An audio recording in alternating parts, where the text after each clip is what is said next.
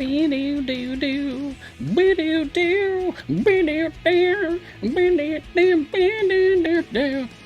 what's up, Twitch chat? It's good to be back. I hope that you're doing okay. Hey. Hello, Kiwi. Ah, hello, Martin. What's up, Counting Coup? Babylon Ranger, hello! Reminds me of, Mrs. Doubtfire. Yeah, she... Hello! Yay, server crash! Yay! Happens every week! Project. It's a fun way of spelling it. Marsic Inspiration, yeah. Cassius. Hey, Crazy Matt Captain. Boop! Is that your way of saying I love you? Aww. Probably not. Just makes you think of Ruby. The character of Nora says boop a lot. And when she does, she means I love you. And it's very cute. Martin just pushed to Area 570, Penelope's free play. Woo! Nice. Oh, Message of All, Whittle's formation looks like a ham. I'm so excited to see it. I haven't looked at it yet. Because remember, that's what I do. I'm experiencing all of this.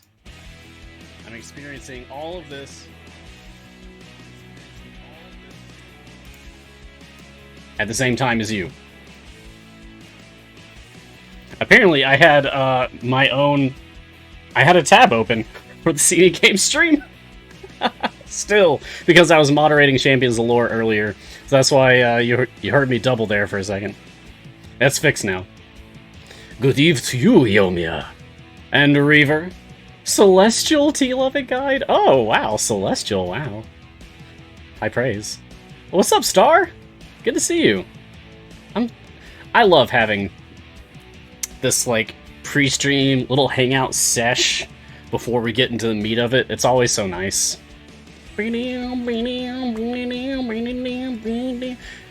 and real quick, because I actually do have some leftover questions from last week.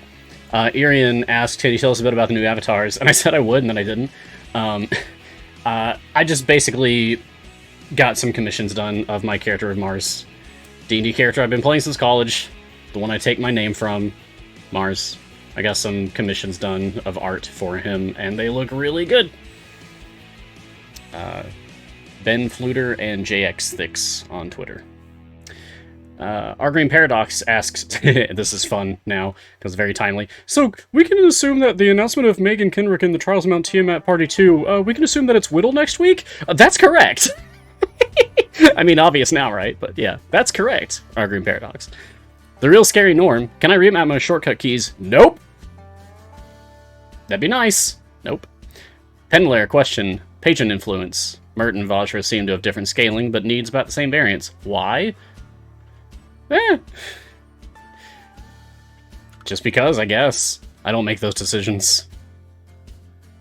Just worked out that way, I suppose. Oh, Martin! Oh, Nat 1 on putting on glasses. Poked himself in the eye. Sorry, Martin. Get well soon. Rest in peace. I guess, yeah, the planet Mars is a celestial body. That's fair. That's true. Oh, hail, Eldritch Colossus. I try to make sure to give a little shout out to everyone who shows up for the little pre-game, little pre-stream segment. Nox Anguis! Hey. You're welcome here as well.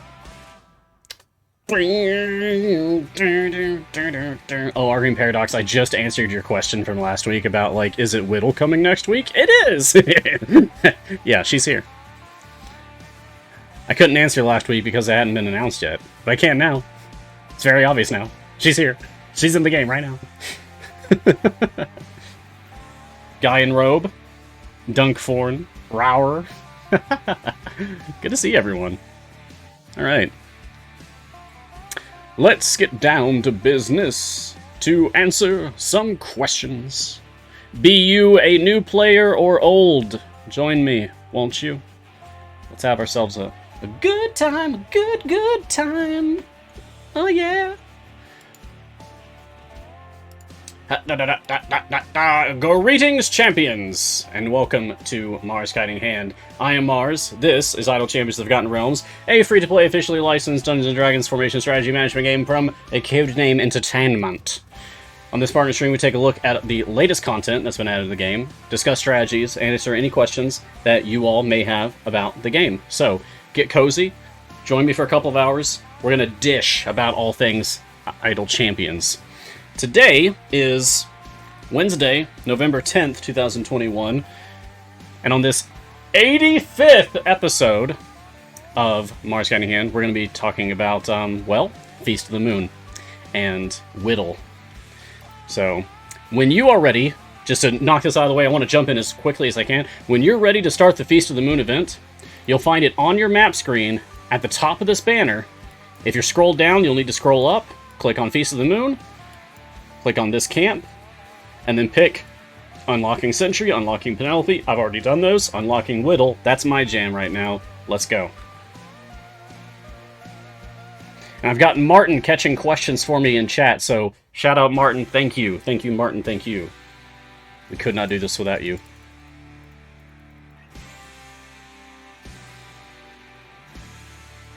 Alright.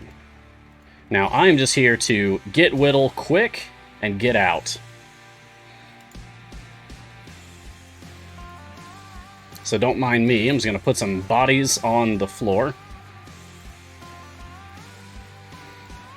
Because I know we're going to have to deal with that Hero of the Veil.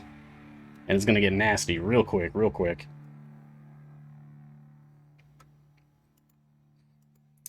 Hand Mars a shrinking potion. Oh, Lotus Crane, real quick. Whittle, has she been released yet? You're waiting with bated breath. Yes.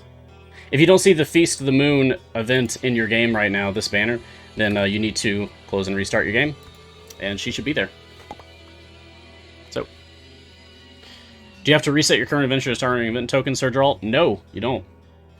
As soon as the event is turned on server side, you can already start getting things, which is now.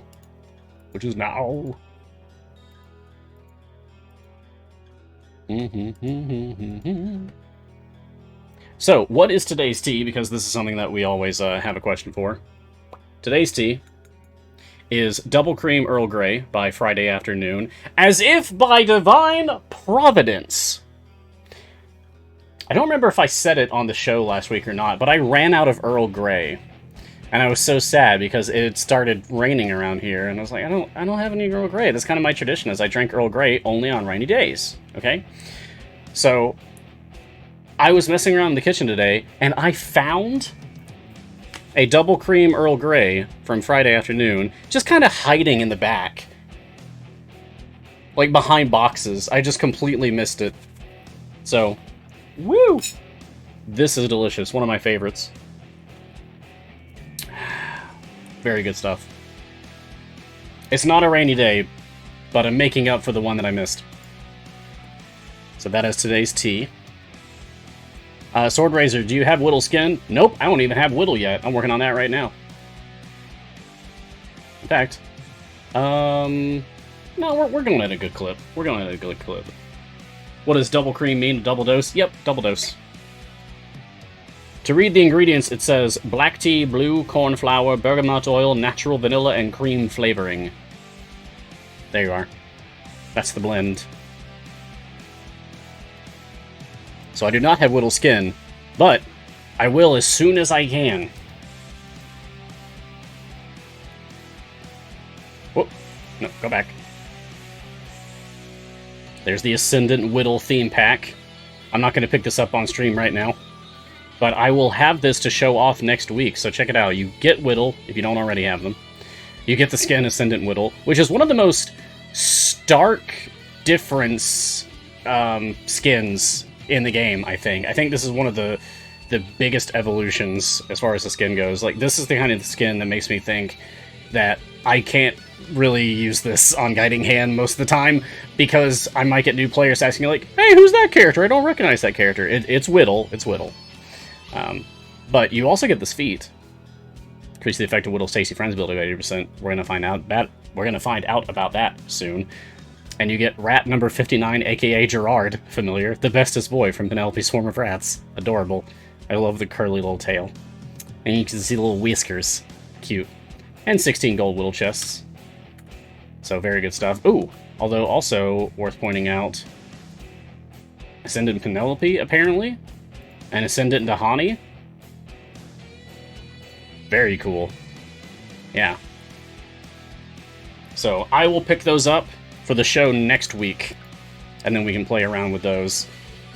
That could be fun to try to do like a formation that uses specifically the characters of Idle Champions Presents 2 Trials of Mount Tiamat Party 2. So Whittle, Dahani, Shaka, Minsk, Penelope. That'd be fun. Try to put that together. Okay, let's put a familiar on those so we can go a little bit faster. A little bit faster now. Oh, here's the Hero of the Veil. So if you don't know about this guy, if it's your first time playing a Feast of the Moon, watch out for the boss on stage 20. Please watch out for the boss on stage 20, because this guy will wreck your team if you're not paying attention. He hits everyone in the 2 columns that he can reach. Not just your tank line, but like everyone immediately behind them as well. So if you're just, I don't know, if you just put some familiars out and you put something on click damage and you're just waiting, you might actually come back to your party. Like if you AFK for a bit, you might come back and find that they've stalled out on 19, like they couldn't beat 20, and that's because you need to put some bodies on the ground. Put some feet on the ground so that they can fight that skeleton man. Wow, lost 1 speed. That's what I want. A little bit faster now. Guy in robe. So, good question I have is I still do not have a lot of purples, but almost got all the champions. Is there something I could do to get purple gear faster? Well, I mean, it basically comes down to the same thing that it always does, is that you'll need to do some farming. You'll need to do some farming. And that will be, like, going to Mad Wizard. Speed champions, looping if you have Mojang automation. But, that being said, if what you're trying to do is get... I guess the fastest way to get purple gear, really, the absolute fastest way would be just to buy chests, right? But if you're asking, like, the best free-to-play way of doing it, then yeah, you'll just need to run those adventures.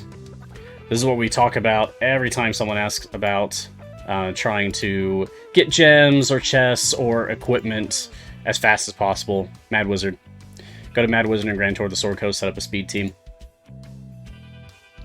Speed in chat will get you a link to a clip of me explaining how to set up a speed team. Which may have to change, come to think of it, now that Whittle's actually out. I'm so excited to actually get my hands on Whittle. Slot 2 speed champion. We can at least read a little bit about her while we're waiting to unlock her. Whittle is a gnome-turned-Dhampir who has made it her life goal to destroy Strahd.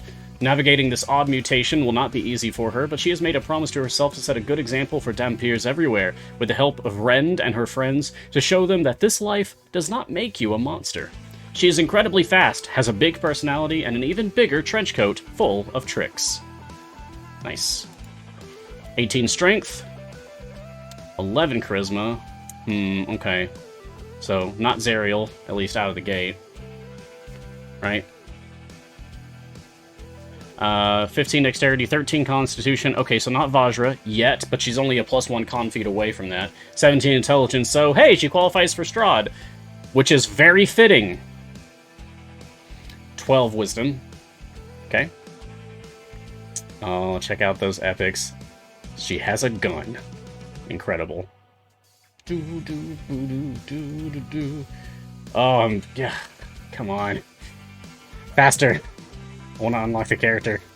I'm so excited. I mean, this happens every time. I always debate, like, should I unlock the character before I do the show, or should I start the unlock adventure when the show goes live, so that I can show exactly how you do that for any brand new players that might be starting today, who might not know, like, this is how you start an event, this is how you unlock a new character. So, I opted for the latter this time. Maybe next time I'll do the former. kind of alternate a little bit, I guess. Speaking of alternating, we also need to set up a new Trials team today. And that being said, I'm going to go back to a normal one, because that's what we do. Alright, so your code to join me this time is K97P. K97P if you want to join my normal mode. Trials Not Team at Team. Alright, let's finish this off. Unlock me a Whittle. Hello, Irian. Welcome, welcome. Finish that one. Okay, go over here. I'm actually going to turn that off for just a moment. Let's go to Beast Intentions. That feels appropriate.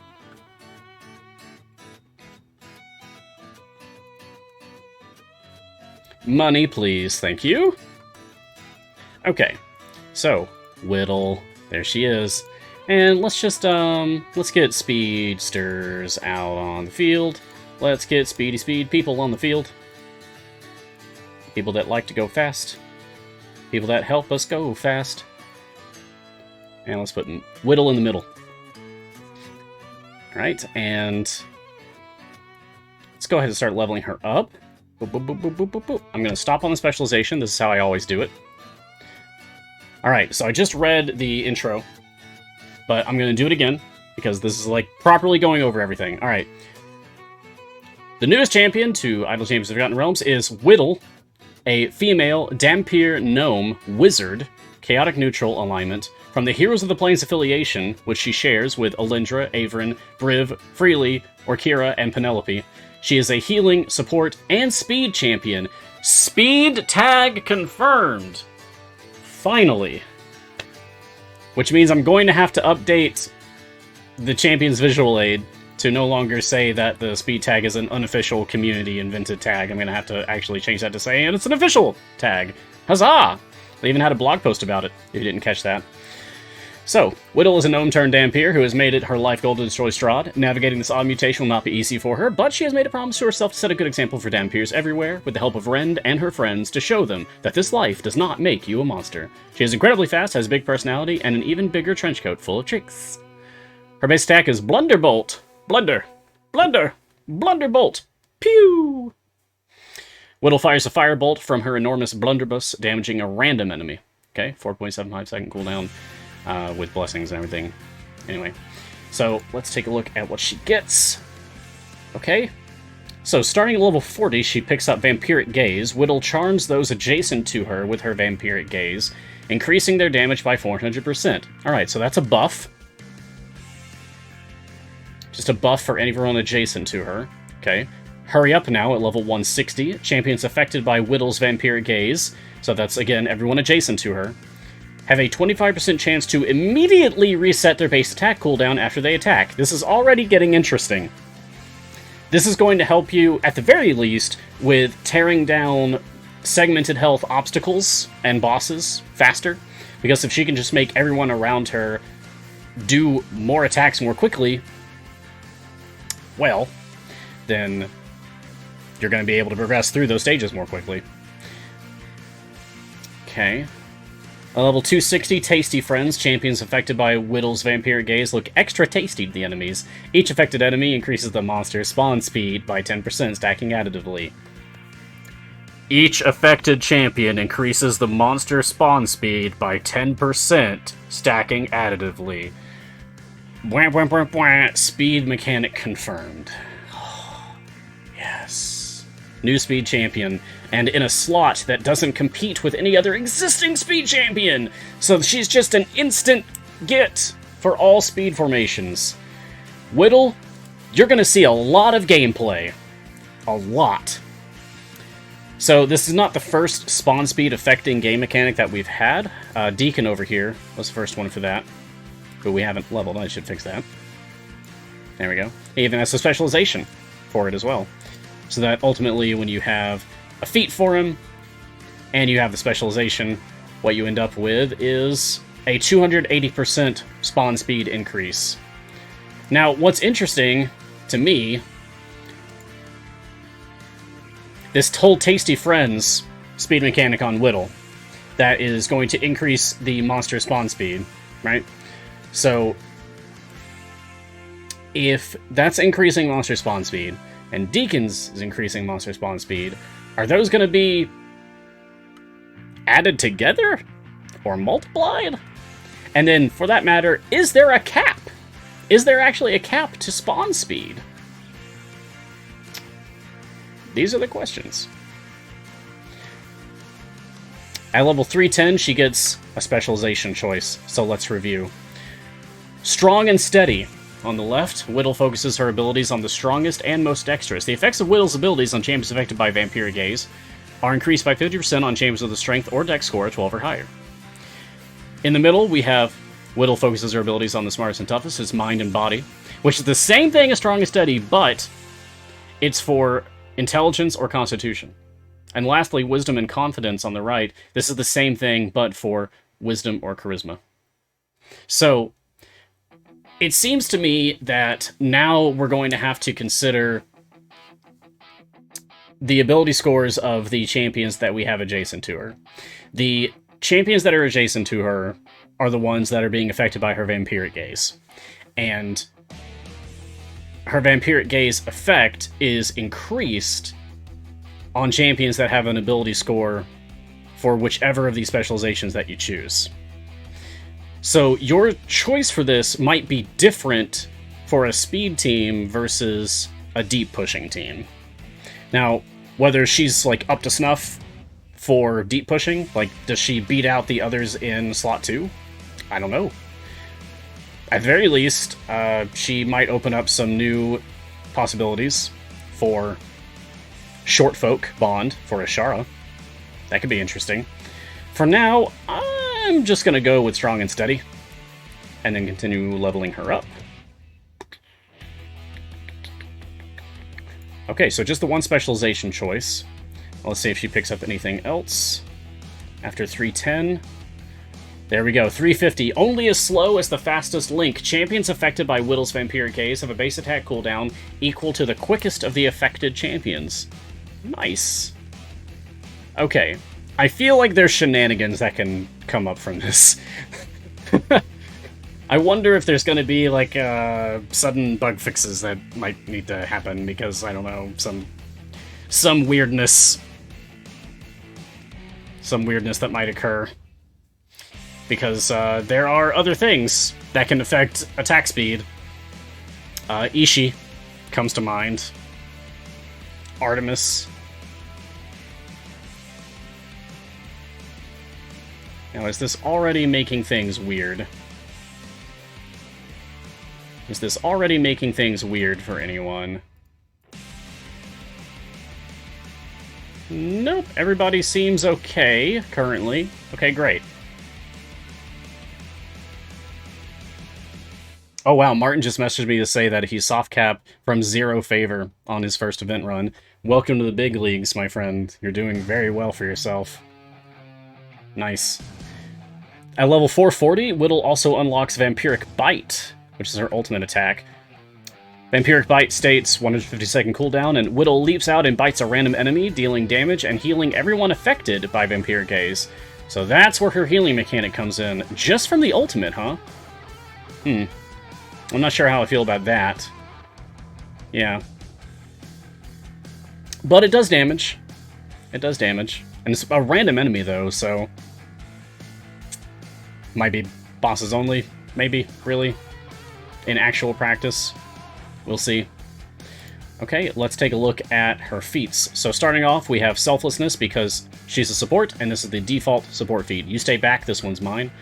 Eyes of the Dampier, which is Vampiric Gaze 20%. Are you looking at my friends? Are you? She has 2 gold chest feats and 3 gem feats currently. I believe this one, the 50,000 gem feat, I believe this one is the one that comes from her content pack in the store right now. So let's take a look at that. Here we go. First into the fray. Yep. So that is that same feat. So you can pick it up for either 50,000 gems or as part of that content pack. And I believe that if you purchase it for 50,000 gems and then later you get the content pack, you get the gems back. That has definitely happened to me before. Hopefully that is still the case. I mean, I guess we can find out. I'll just go ahead and pick it up. Boop! And I'll grab Challenging Stare. Look into my eyes, right here in the eyes. Let's go. Vampiric Gaze, 40%. And Quicksilver Sprint. Hurry up now, 40%. Pick up your feet and follow me. Okay. And we need to get 2 chest feats. So let me pop open some chest for her. Go! Aw, really? What happened? What happened? My streamer luck, it's gone. It's gone. Oh god. I'm gonna have to actually buy chests on stream. This hasn't happened in so long. There we go. Who stole my streamer luck? Give it back. I at least need it for the stream. Thank you. Whoever you are, thank you. Alright, Inspiring Leader. All champ damage 25%. This is the upgrade for Selflessness. What are you afraid of? We're gonna be fine. And you look delicious. Effect of Whittle's Tasty Friends ability 40%. How could they resist you? Nice. Nice. Okay, so that takes care of all of her feats. We have them all now. So I believe, what was it? Tasty Friends? Yes, this is the speed mechanic, so we for sure went first into the fray. Smart of them to put it in the content pack, because I feel like most players are going to want the speed one. Yes. And we'll take the 40% speed effect as well. Yes. Okay. So this is already getting...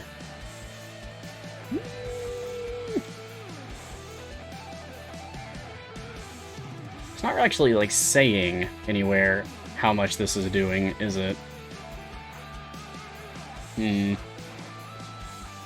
Yeah. It just says it's improving it. Okay.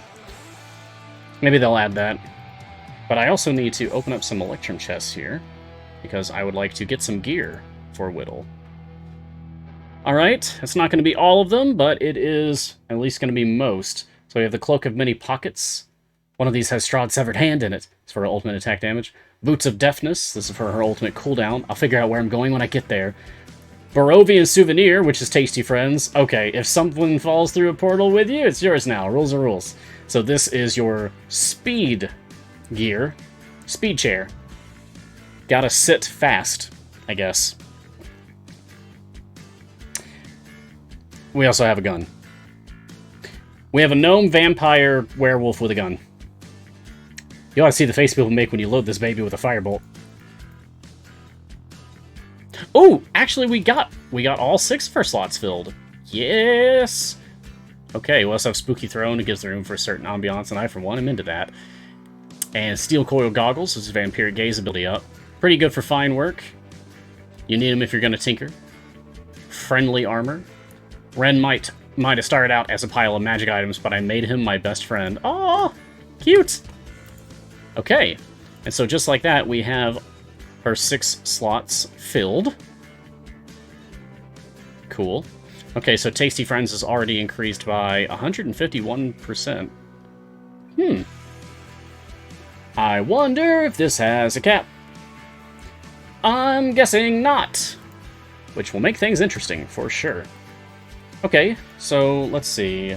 Now that I have the gnome, what am I gonna do with the gnome?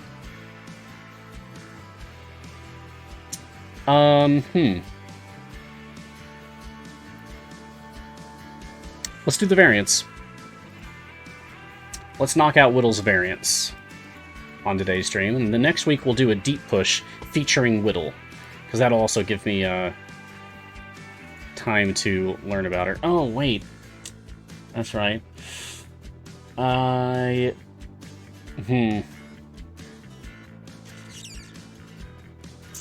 Martin, can you do a poll for me, please, in chat?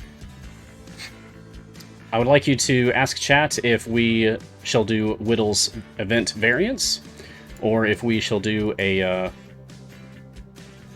deep push featuring Whittle.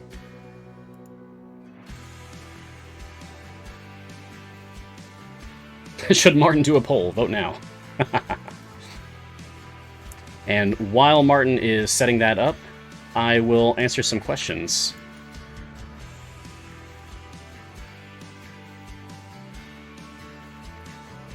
Yeah. Well, actually, first, I guess we'll read over the variants. Yeah, let's do that. Let's read over the variants. So, starting with Vampiric Nature.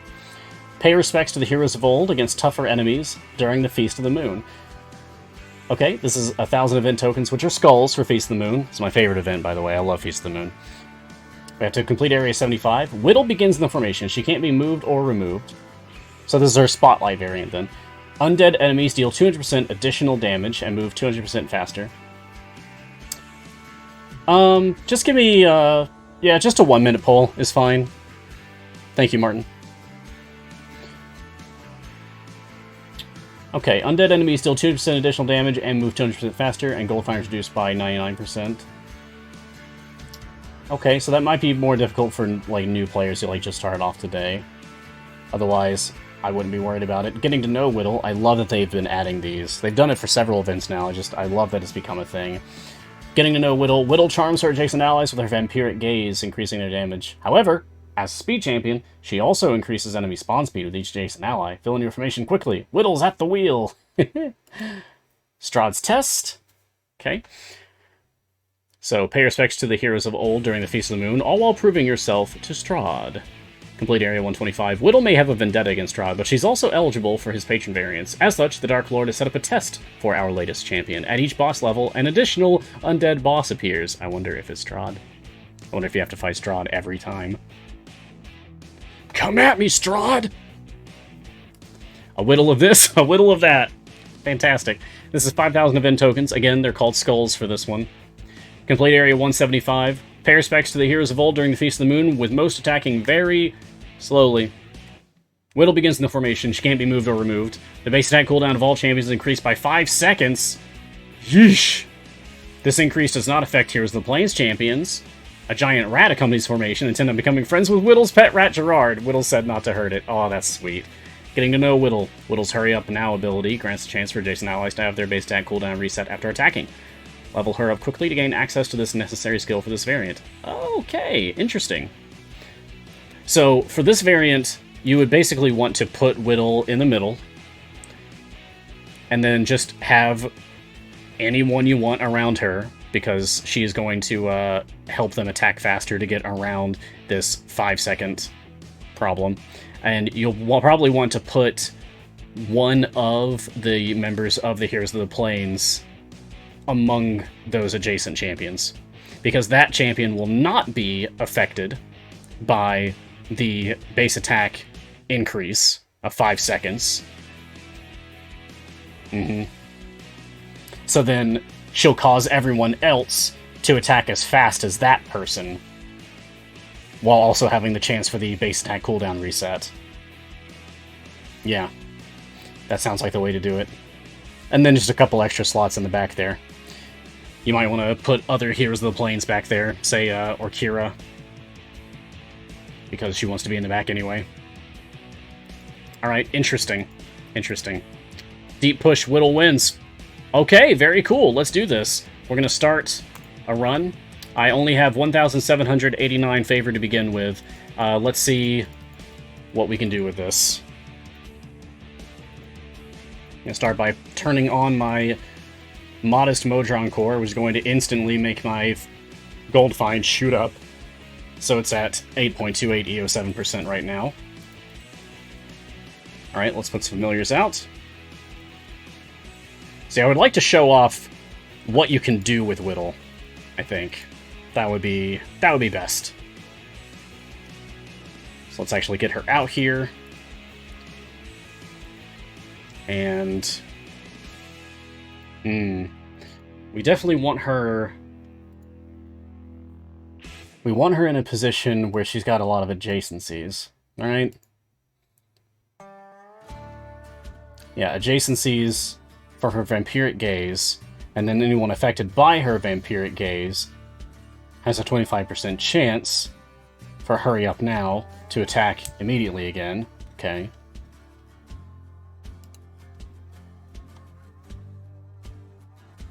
And then champions affected by Will's Vampiric Gaze look extra to the enemies. Each affected champion increase the monster's spawn speed by %, stacking actively 10% once it's unlocked. Alright, so to get the most out of spawn speed increase, I'm going to want just as many adjacencies as I can. It kind of ends up being the same, isn't it? There'll probably be some nuance to it, but whether you're doing a deep push because you're trying to use her as a support, as a buffer, or if you're trying to set her up for a speed champion, either way, you want as many adjacencies as possible. Okay, interesting. More speed champions. More speed champions. Get them out here. Let's have Briv, let's have Sentry, let's have Shandy. Okay. Alright. And now, while we are actually pushing to get up through here,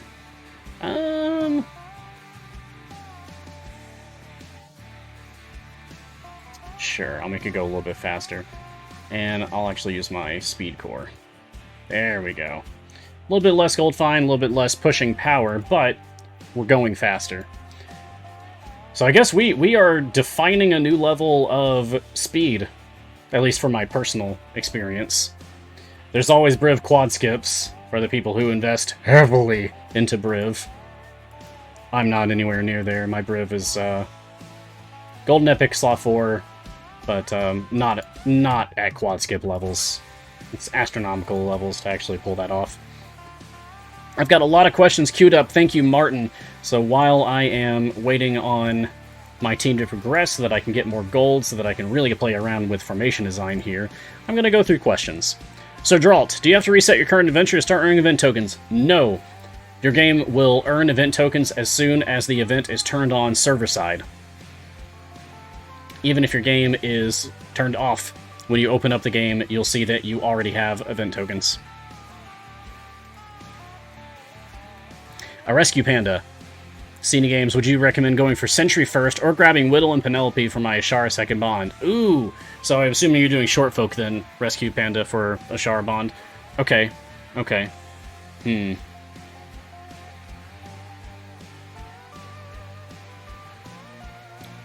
Sentry, Whittle, or Penelope?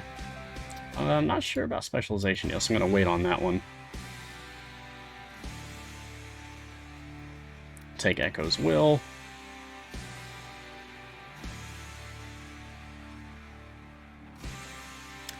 Martin's opinion is that it's good to start with Penelope because her formation is easy to push for favor. Is that true? We didn't actually take a look at Penelope's formation. Oh yeah, single tank, 6 adjacencies. That's tasty. It's basically Torm with a cowlick. This is the Torm formation with a little extra bit at the top. Yeah. Yeah, that would be a good one to start with. That being said, Sentry is a speed champion, so the sooner you unlock her, the sooner you can start going faster. Whittle as well.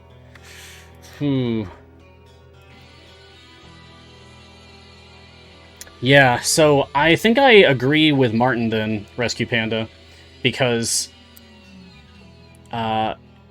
you can get Penelope to help with your Ashara second bond, while at the same time you're also pushing for good, easy favor. Oh, we're definitely picking Undead for Minsk here, because almost everything in this adventure is Undead. Yeah, I say go Penelope. It's tough, but I'm leaning in favor of that. I agree with Martin.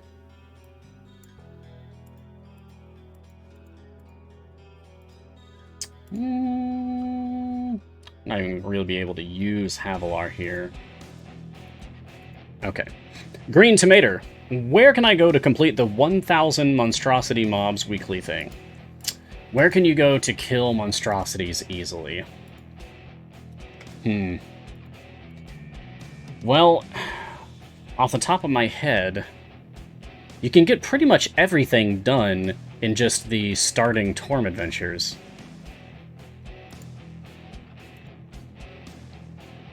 Like, I know you can get Fae and Constructs and Fiends done easily on Mad Wizard. You can get Humanoids and Beasts done easily on Beast Intentions. Undead easily in Terror of the Dark. Argreen Paradox says Icewind Dale for monstrosities. Mr. Mageballer says Ultra Deep in Waterdeep, Dragon Heist, is good for monstrosities. Yeah. But what I'm curious about is that, what's the earliest one would be. I've got two people in chat, Colin Rollins and Zawan, saying Silken Swamp is the earliest. How come my game's so fast can't be worse? We have a command for that, !speed. Watch that clip that just got posted in the chat, and that'll teach you all about how to go fast.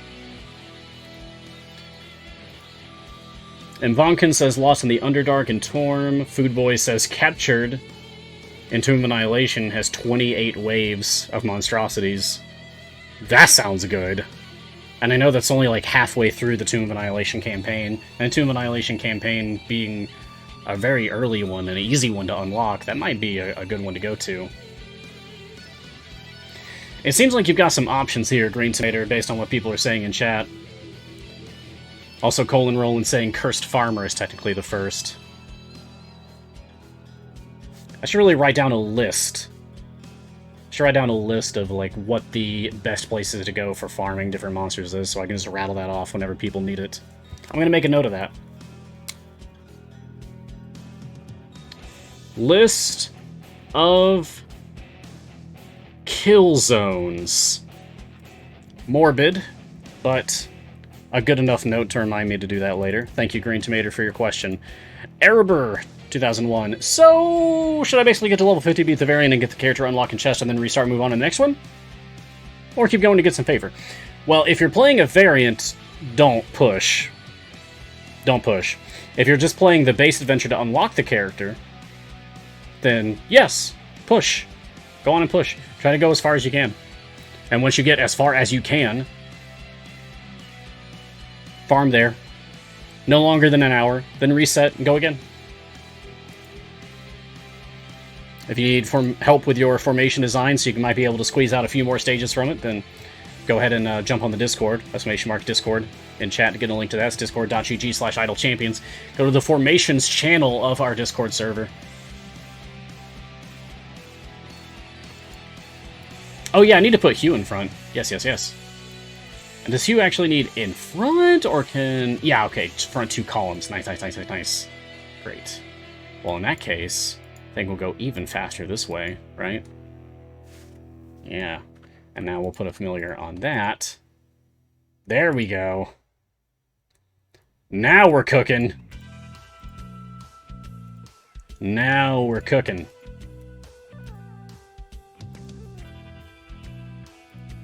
And I'll do what I always do. Put on some extra potions as well. And we can get Melf out here with extra supplements. This will also be of assistance.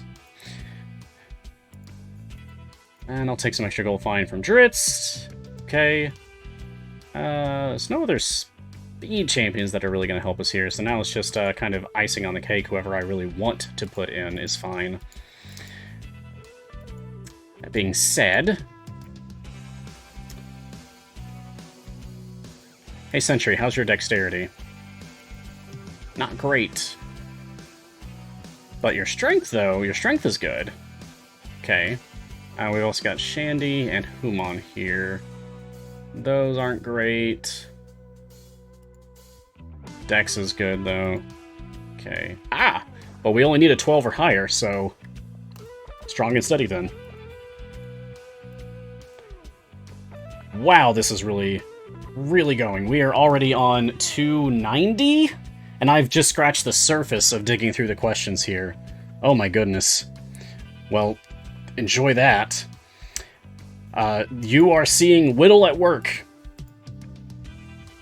So Whittle is causing champions that are affected by her vampiric gaze to count toward Tasty Friends, which is causing enemies to spawn faster.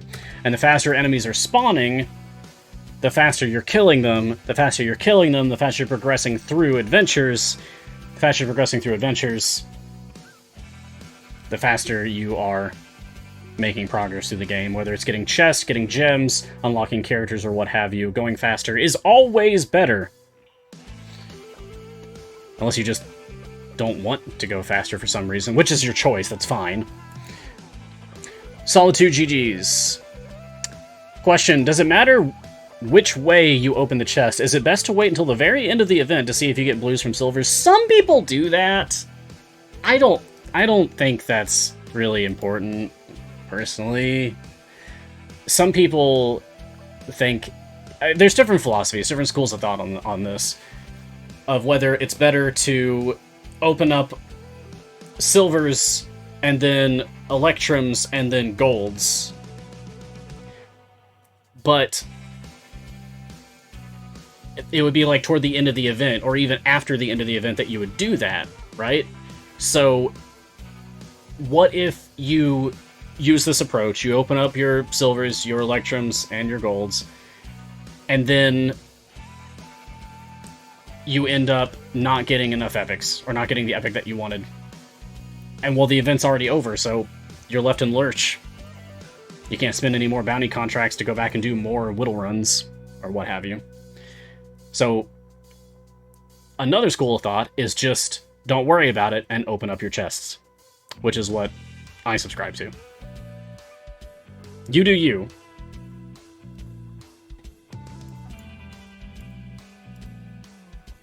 Yeah, I'm debating. I see people in chat asking about it. I'm debating like whether I should have Whittle in the middle or Human in the middle. It seems to me at the very least that having Whittle in the middle is giving me more power to progress, so I will do that for now. But I should have someone else out here. How about Averin? Sure, we'll just go neutral and sturdy. And that's fine. And Averin can stand here. And we'll have Dritzt as our chosen DPS for the moment. There we go. Yeah, that's doing a little bit better. Whittle in the middle, whittle in the middle, whittle in the middle, whittle in the middle, whittle in the middle, whittle in the middle, whittle in the middle, whittle in the middle, whittle in the middle. I became Octodad by the end of that. Hope you enjoyed it, Haggis Buns.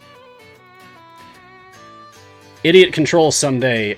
Oh hey, I have an easy peasy question about events. I've only been playing a couple months, so I haven't gone through the entire calendar yet. Well, you know, welcome to Idle Champions, if I haven't said it to you yet. I probably have, but... anyway, happy to have you. When the Champions events come around again, do I get to do their event variants again, or is it just free plays? If you've cleared their event variants in the past, whether from their own event or from a time gate that you did for that champion, then yeah, you won't be able to do those variants for that champion again. If you haven't done those variants yet, then yeah, you will have them available to you to play. You can always replay a champion's event variants by opening up a time gate for them.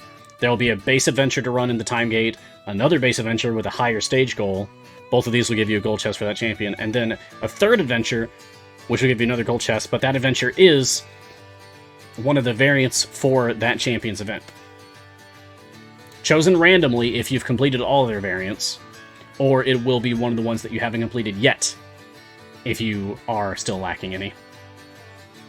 So there is a way to replay variants, if that's what you're trying to do. If that's what you're hoping for.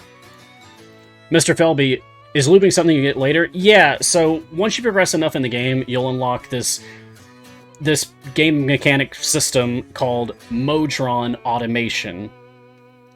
And Modron Automation gives you these Modron cores. And they look like this. And what you do is you put these pipes in here. And pipes allow you to make silly little designs. But more importantly, pipes allow you to manipulate the psychomorphic energy of your Modron core to push it around to various nodes along this map. And these nodes will have different effects. Making the game faster, giving you more gold, letting you hit things harder, making enemies have less health, conditional things, like increase the damage of all champions with a dex score of 13 or greater.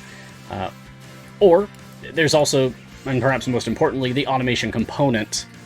You unlock the automation component pretty early in progressing any of your Modron cores. And this is the most important piece, because it gives you this automation, so that you can set up a specific formation to use in any given adventure, and the game will remember that, and use that when you do that adventure, as long as you have this turned on. You can also set an area goal for it to automatically reset and then start the same adventure again. And you can set buffs for it, like if you want to have them automatically use certain potions at certain stages, then you can do that too. Modron automation is pretty awesome. It makes things a lot easier. A lot tedious. A lot less tedious. Like, if this is the sort of thing, like if the hands-on aspect of the game, because it doesn't really start idle. It becomes idle as you play the game, but it doesn't really start that way. But if you want the true idle experience, then play enough that you can unlock the Modron automation system, and then learn to play the pipe game. There are guides and resources in our community to assist you in learning how to do that. Martin asks, does Whittle qualify for short folk Ashara? Let's find out. Let's get Ashara out here. Sure, Potpourri, and short folk. So, short folk bond is for gnome, goblin, halfling, and kobolds. And Whittle is a gnome. A Dampier gnome, but still a gnome. So it says here that we have 3 short folk stacks. And that should be, let's see, Deacon, Humon, and Whittle. Yeah, so that should be the 3. If we take out Deacon, if we take out Humon, Ashara should say 1 now. She does. And if we take out Whittle, Ashara says 0 now. We put Whittle back in. So this is just to make it absolutely confirmed. We put Whittle back in. Short folk bond 1. There we go. So yeah, we know for sure that she definitely counts.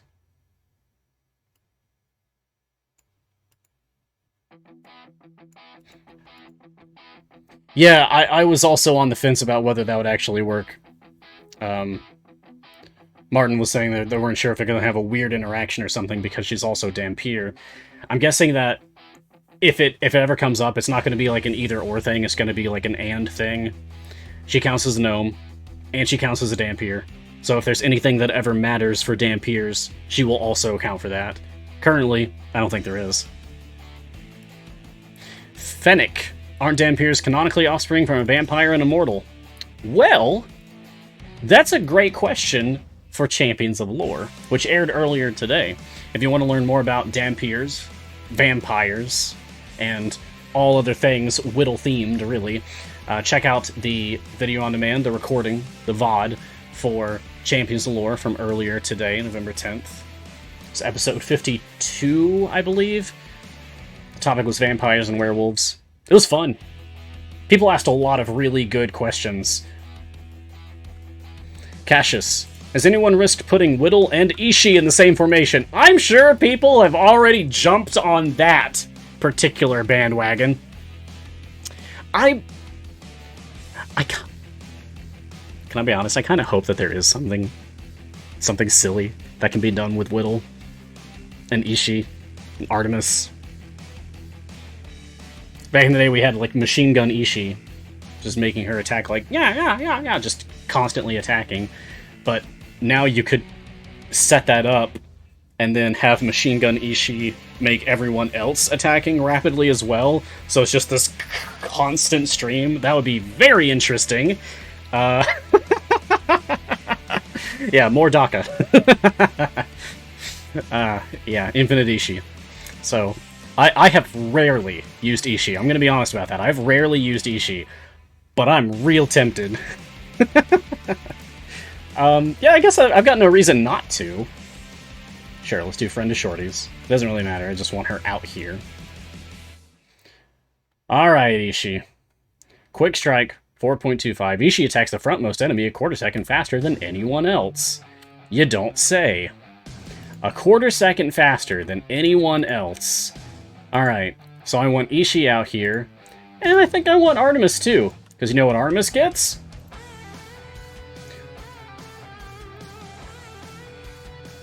Where is it?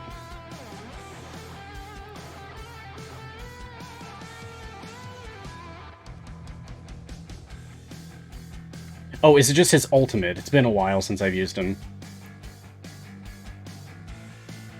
Oh, we don't even have his ultimate unlocked yet, so I just have to wait for it.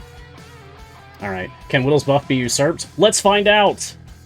I do have enough to try that. So let's take Usurp.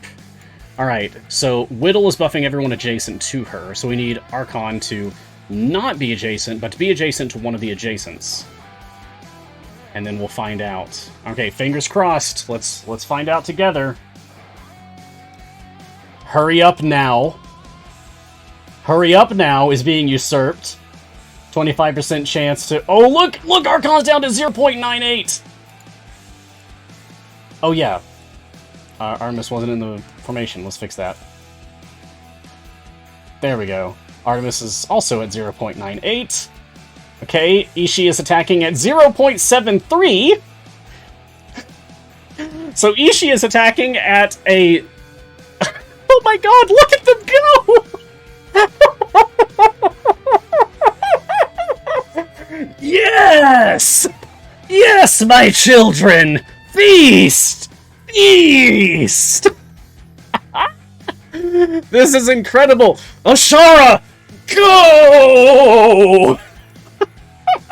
Look at Ashara's magic missiles! This is amazing! Oh boy. Y'all, pick yourself up in a Whittle. Pick yourself up an Ishii. Get yourself an Archon. Get yourself an Artemis. And put a Char out on the field. Or just your favorite DPS. And set it all up so that you can do this. And enjoy! Just enjoy! Oh, what if we used Hitch? What if we got Hitch out here? Throwing his daggers around. That could be funny. This is gonna be, like, impossible to actually see. He's not really going that fast, is he? Oh, 3.9 seconds. Yeah. 3.9. But that is Shara, though. Oh my goodness. It's just because she has so many attacks.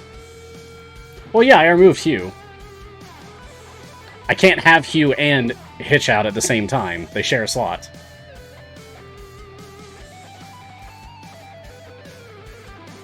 This is incredible.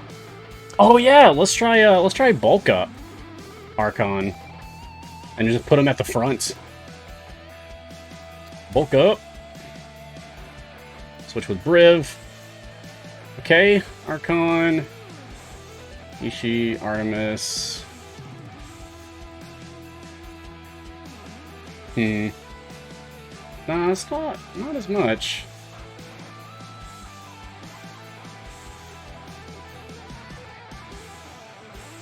$1.18. Yeah.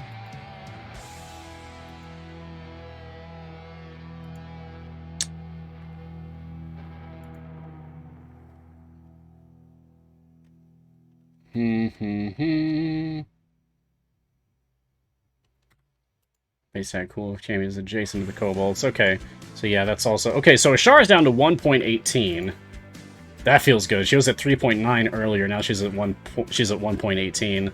So Ashara's attacking it basically once every second with her magic missile spam. I mean, just look at them flying across the screen. That's amazing. That's amazing. Oh, hey! Megan Kenrick is here! Whittle's in chat, y'all! Hi! People are gonna love this character. I don't know if you know this, but, Whittle's gonna see a lot of gameplay. Woo! Whittle is helping to define a new era of speed meta. It's gonna be good. It's gonna be fun times. It's just, look at them go! Oh my god. That's amazing. That is just amazing. Fantastic.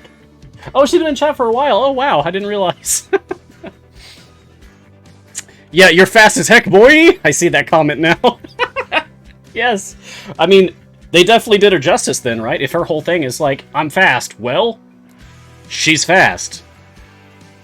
Or she's at least making everyone else super fast. See, what we've got right now is we have multiple champions that are affecting... it's Mad Cultist Cyric. Special boss in my heart. Even though we can't even see him. Oh my god, just look at... The attacks are spamming out so much that the whole enemy model is completely obscured by the visual effects. We've got a health bar and a name and nothing else. I can't see this boy. Ooh, amazing. Oh, there they go. Okay, moving on. This is so much fun. So we've got Ishii, who attacks a quarter second faster than anyone else. Archon, who is making any buffs on him even stronger. Including the chance that Whittle makes him attack faster. Yeah. And we've also got Artemis, who was like matching. Yeah, yeah, there we go. One-upped. That's what we need to have. Let's do it. There we go. So yeah, as long as one-upped, as long as Artemis's ultimate ability is going on, he is also attacking as fast as the fastest person. Human is also causing champions adjacent to them, from Yasa's effect, to have their base attack cooldown further reduced. So the end result is that we have people attacking way faster than they should be.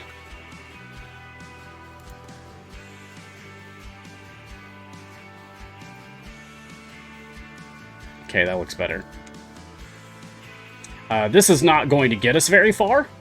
This is not a particularly super strong formation compared to other things right now. I mean, I've got Briv, like, toward the back of the party. He's supposed to be in front. This is just a shenanigans formation. This is to see, like, how busted we could make something. And it's pretty busted. In a fun way. Not in a way that's actually game-breaking, but just, it's very silly watching these champions that are supposed to attack very slowly. Like, I'm going to cast Magic Missile once every 7 seconds. Ha! Actually, I'm going to cast Magic Missile every second. Bah, bah, bah, bah, bah, bah, bah, bah. That's fun.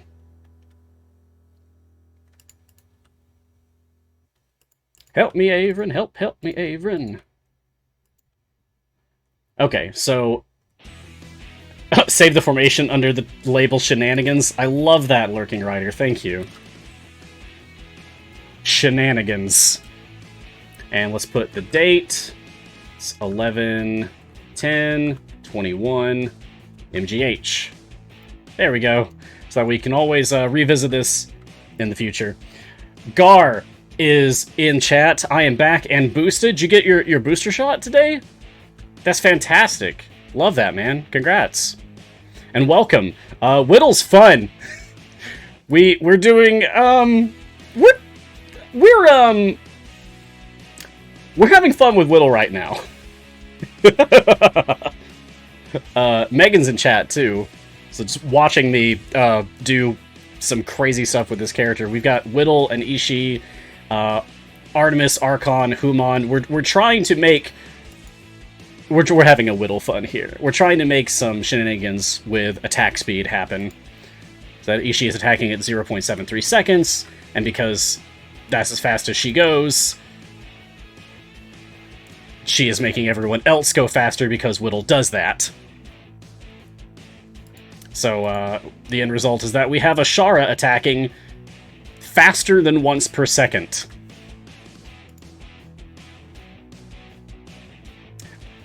I feel that people smarter than me are going to figure out some truly interesting things from this. But just at a cursory glance, this is cool. This is really cool. Yeah, Gar, it's still got to be animation capped. You can't go faster than Like, the actual cartoon model will allow you to, I'm sure. My bud is E150... mid E150s. It's hovering around.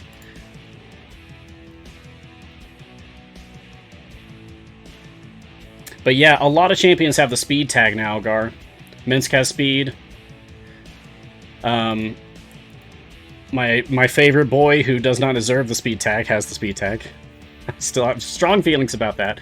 Human's got speed tag. It's a real thing now.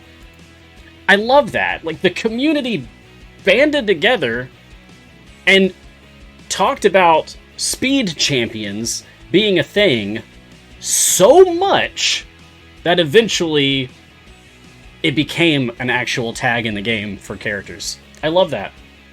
I love that. Because now, when people ask, like, hey, who are speed champions? We won't have to, like, only point them at the champion's visual aid, or just list them outright. We can just say, like, well, actually, those champions actually have the speed tag in the game now, so you can check it yourself. I guess, if you have them unlocked. But, okay, things are actually slowing down now, and we are at the top of the hour anyway, so I should actually work on putting together a strong formation to push even further. So we made it to stage 600 with a shenanigans Whittle team. Now I'm going to try to make an actually good Whittle team. So work with me here. Bear with me. See what we can do with this. Yeah, just a Whittle shenanigans. Just a Whittle bit. We're going to be making this joke forever, aren't we? It's never going to die. Like a Dampier. It's never going to die. Okay, who do I actually want for this? I can still do, like, Ashara Shortfolk. Probably. Question is, who's going to be my tanks? Potpourri, so I can do, yeah, I can do Firbolg, so I can have Tyrell out here in wild shape form. Okay. Let's take people away. Let's take people away. Not you. Yeah, you can hang out, Averin, of course. Oh, for that matter. Heroes of the Plains! Alright, we'll keep Briv. Maybe I won't do Ashara, maybe I'll do someone else. But I think I do want to use Heroes of the Plains. Yeah, that feels better. Let's bring out the Heroes of the Plains. So I still need to grab Freely and Penelope and Alindra. So we definitely can't do Ashara anyway. Okay, Freely. Penelope. Alright, and just for a second... Hey, look at them! The Heroes of the Plains! Look at them all! In all their glory. Fantastic. Let's level them up.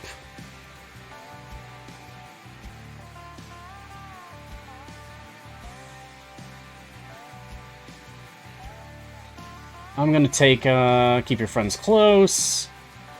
Ooh, I don't know what alignment for Freely yet. I will take Expansive Vision, just to make it easier. And I will take Minor Eruption, because it is very hype to use that. Alright, let's check out our alignments. Chaotic, Chaotic, Chaotic, Neutral, Neutral, Chaotic, Chaotic. Okay, we're going Chaos. We're definitely going Chaos here. Now, we also don't actually have... We don't actually have a DPS character from the Heroes of the Plains, do we?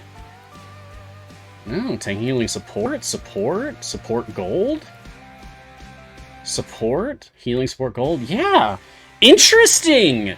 Interesting! There's no DPS in the Heroes of the Plains! They really had a chance! Yeah, vampire, werewolf, wizard with a gun could have made for a DPS for sure. Make that gun do some work. But no. Penelope's kind of a secret DPS, that's true. That's true, secret DPS Penelope. You know what? This is stupid, but I'm doing it anyway. Penelope DPS, let's go. Why not? Why not? Alright, Alindra, where do you want to be placed? You want adjacencies, okay.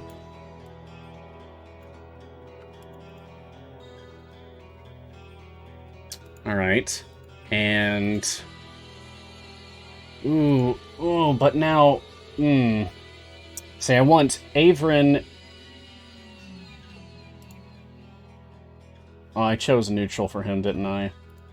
Let's make sure about that. Let's make sure... Oh, hey, Robo, what's up? TTRPG gifts in chat. Good to see you, buddy. Robo, have you had a chance to grab Whittle and Idle Champions? She's pretty cool, actually. Yes, we chose neutral for Averin. Now, is that what we want? How are we on the moral axis? Good, neutral... Well, it's really just Penelope that I really want. Okay, so good. I want good. So we're going to change Averin to good and sturdy. Good and sturdy. Yes, good and sturdy. Not yet still at work? Okay, cool. Then I hope that you do get a chance when you get around to it. We'll have Freely next to Penelope, just because that's very nice to do. Alright, so we've got room for another tank. I'll just put Tyrell out here until it becomes important that I don't.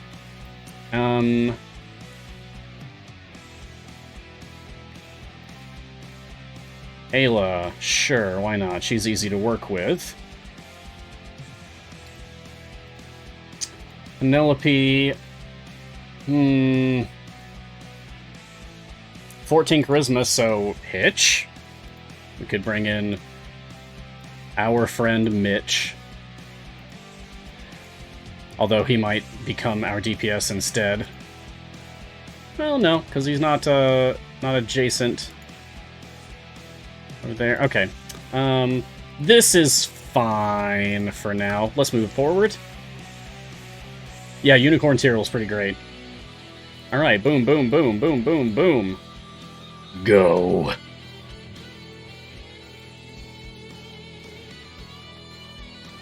Very cool. Alright, so let's let this ride, and I'll do some more questions. How about that? Because we've definitely got a pile building up here. And I make it a goal to try to reach 50 questions every show. I'm a chatterbox, so sometimes that doesn't happen. But I try my best. Alright, Totally Normal Khajiit. I joined your trial, and that's my very first one. I just opened it yesterday. Congrats! Oh, that's great! Congrats on unlocking the trials. Totally Normal Khajiit. And I'm glad that we get to play your first trial together. Do I have a full party yet? Nope, I've got Critter Wolf and JR. So, I still have room. There's 3 more slots open. Looks like... Oh, there's 2 more slots open. If you want to join my Trials of Mount Tiamat party in the game. Your campaign join code to hang out with me is K as in kilogram, the number 9, the number 7, and P as in Penelope. So just put that in for your campaign join code and hang out with me. We will go beat up Tiamat together over the next few days. And it's a normal mode one, so anyone that has that feature unlocked can do it. We alternate between normal and a high difficulty each week. So next time I do Guiding Hand, we'll have a high difficulty one, but for now we're going to do a low difficulty one. Okay, questions. Casimirian question, does equipping a +1 stat feat that qualifies them for a patron also qualify them for equipment drops on that patron's patron chest? That's a great question, Casimirian. Yes, it does. Yes, it does. So you can actually affect the pool of equipment that drops from patron chests by going through the hassle of adjusting the feats that you have applied to your characters. So if you want to thin the pool so that you have better odds of getting gear for other champions in that set, for the champions who qualify for that patron, then yeah, you can make a champion stop qualifying by taking a feat off of them that previously made them qualify. Dr. Scott Math, how many event tokens was I supposed to get with Start Strong? I started with 2,500 total, thought I was starting more. No, that is the exact amount. That's how many I start with. It's 2,500 event tokens. That's how many you get if you have the Start Strong Global Blessing. So that is correct. Balkan25, question, will the other speed champions get a speed tag? Yes, they'd have it. And will Shaka add speed as a selection for his Celestial Puzzle? Now that's a fun follow-up question. Will Shaka get the speed tag as an option for his Celestial Puzzle? We should ask the devs about that one.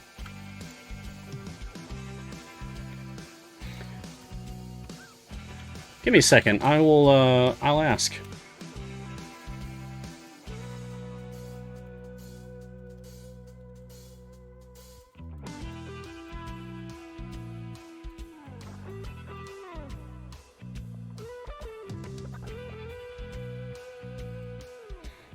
Alright, I will let you know if I get an answer for that.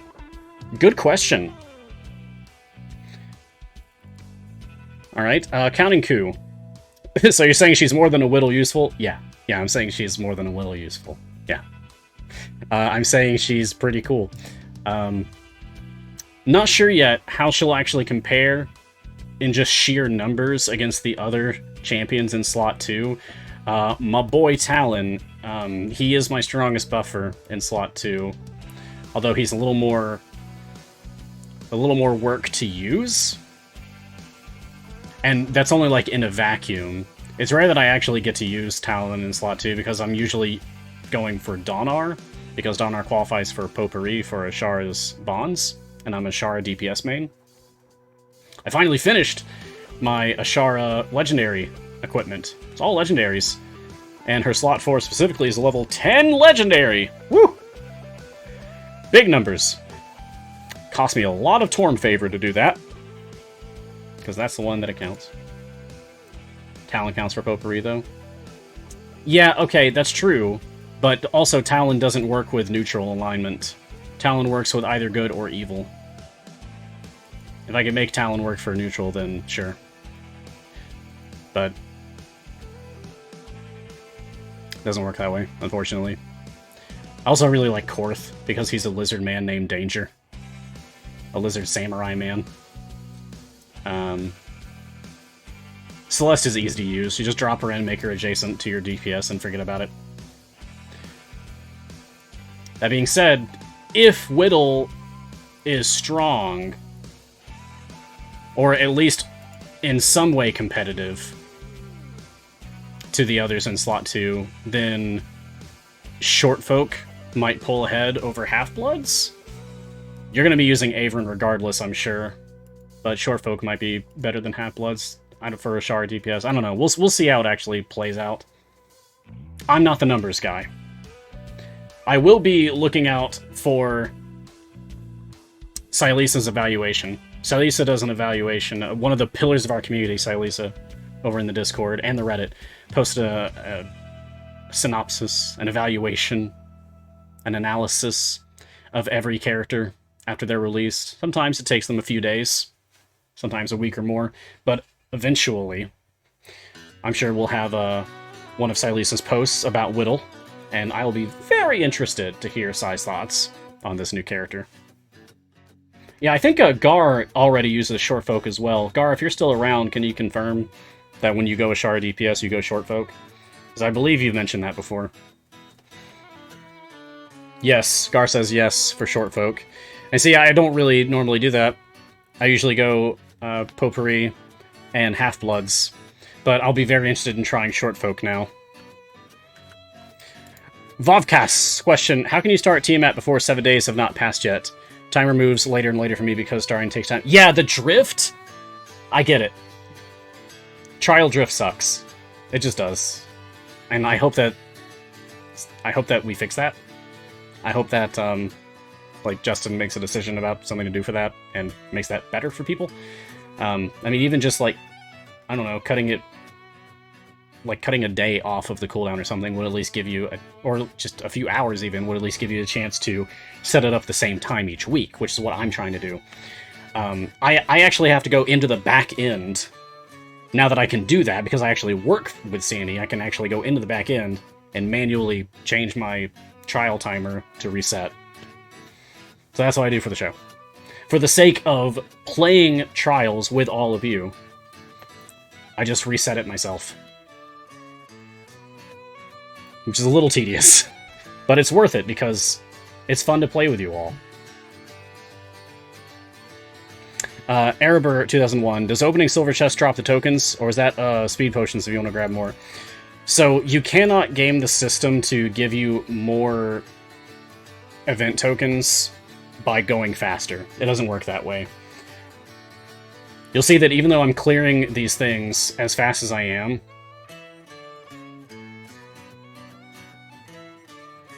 it's been several stages and this number hasn't gone up. Still says 2,211. Still 2211. Still 2211. So it's not about going fast to get more event tokens, because it's actually based on the server time. If you read the how to play FAQ, it'll tell you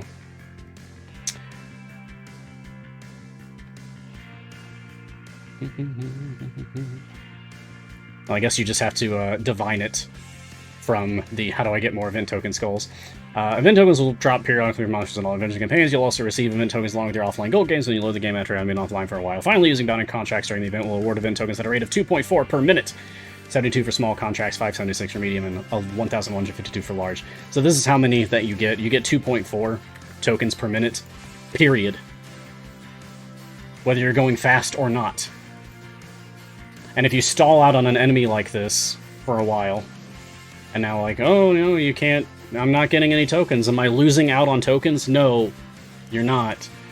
You'll find that, like, if I kill this monster and we progress, things are going to start dropping tokens now. See, boom, and it just caught up.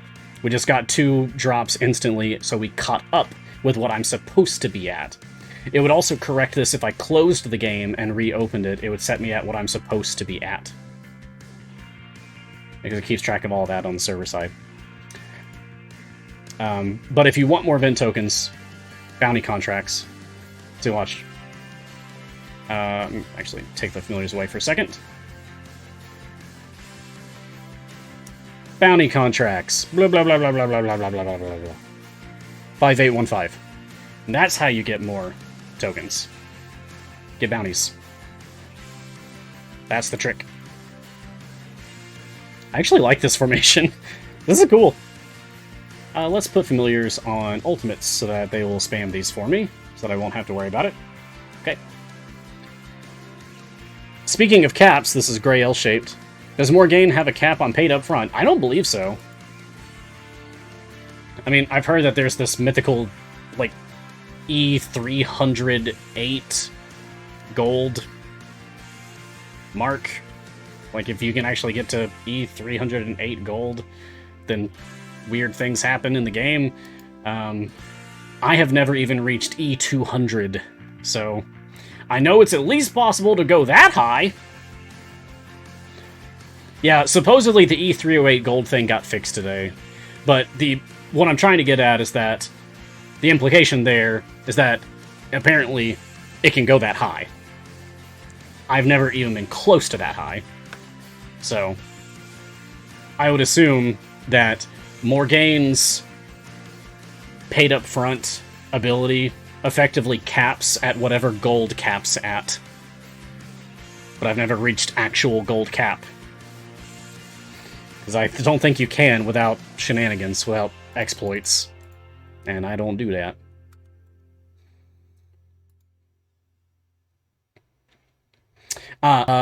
A note from the devs, there are no plans at this time to add the speed tag for Shaka's Celestial Puzzle options. So, there you go. Word from the devs is no plans at this time to do so.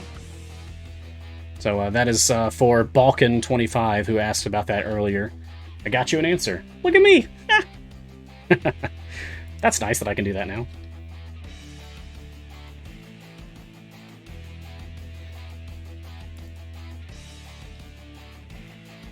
Well, Shaka himself is not a speed character.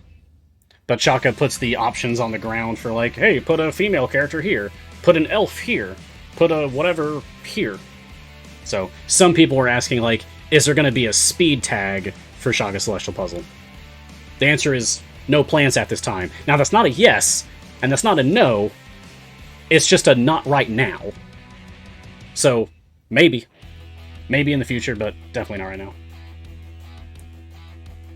Oh, what about Whittle's speed item? Is that capped?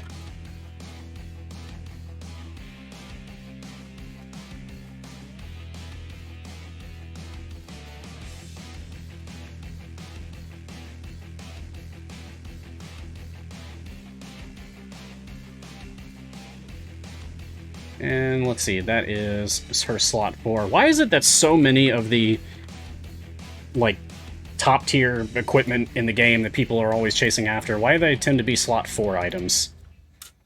It's uncanny.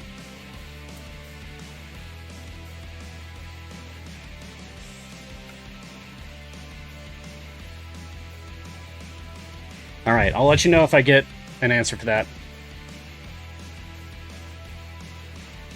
Meanwhile, more questions, as we are pushing up through 765 right now. Wow. Kiwi Mischief, I thought gold chests for non-event champs. So if you open them mid-event, surely they won't contain the current 3? That's correct. So, there are these chests, gold chests. These are just regular gold chests. They contain gear for non-event champions. So, Brunor, Celeste, Naili, Jarlaxle, all the way up through Archon, plus the evergreens such as Hitch, and Azaka, and Rhea, and Okoria, and Dragonbait, and whoever else we get next! But for now, yeah, gold chests give you gear only for those characters. So yes, opening up a regular gold chest, I'll do 1 right now. I'll do 2, why not? Not for the event champions. Not for the event champions. Oh, poor Dritz. I did forget Dritz. Good catch, Metal God. Yeah, Dritz, also an evergreen. One of the earliest that you unlock. Cassius. Mars, have you given the other 2 new Ascendant Skins a look? Oh yeah, let's take another look at them. These are so cool. Check out the Ascendant Skins. So we've got Ascendant Whittle, of course. That's so cool. What a transformation. Much taller, for one.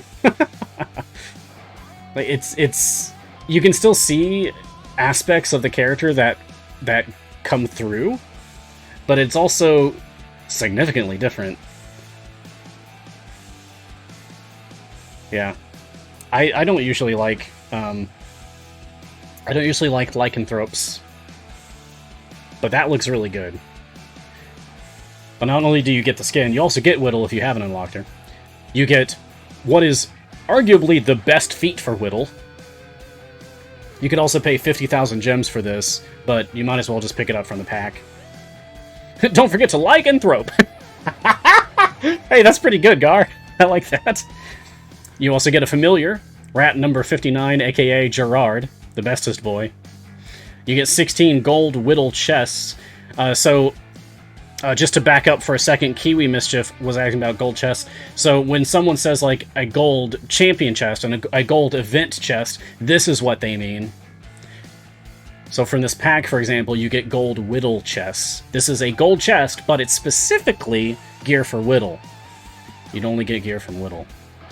And then Potion of the Gold Hunter. You also get one of these. 7 days of increased gold find. It's pretty good. Oh yeah, and then there's the others. There's Ascendant Penelope, which is darling. Oh, the flowers. And the staff. Ooh, no Tiamat, bad! Put Avon down now! Oh, please, tell me that's gonna happen in the game. Tell me that Averin is gonna get picked up by Tiamat and that Penelope's gonna yell at the dragon to put him down. That'll be really funny. And then Ascendant Dahani.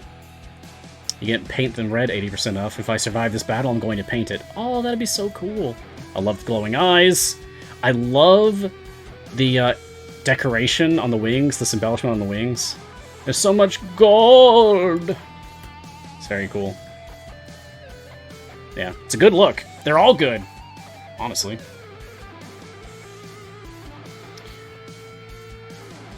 to go along with all the other Ascendant skins that we have gained so far. Alright, Brian Kozisek. Will Artemis learn from friends... Will Artemis learn from friends get Whittle's vampiric gaze? Oh, back earlier when we were playing... I think so. He was definitely, like, attacking as just as fast along with the rest of the team. So I think it was affecting. Are you asking about observance? Because we didn't check that. We didn't check if observance was triggering off of anything. I was just making him attack as fast as everybody else was.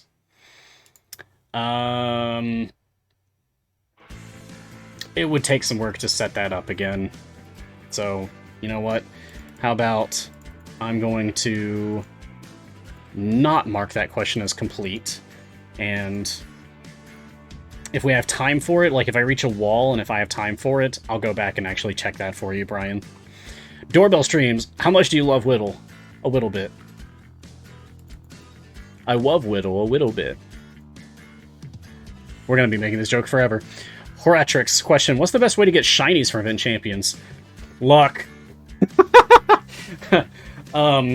Oh gosh. Oh, I did. Lurking Rider, I read the flavor text. No, Tiamat, you put Avern down right now. Yeah, luck and money. So the easiest way to get shinies for event champions is to, I mean, purchase a chest pack for that champion from the shop. Like, go look. Guaranteed shiny. Oh, look. Lots of guaranteed shinies. So that's definitely the fastest and easiest way. But if you're asking as a free-to-play player, sheer luck.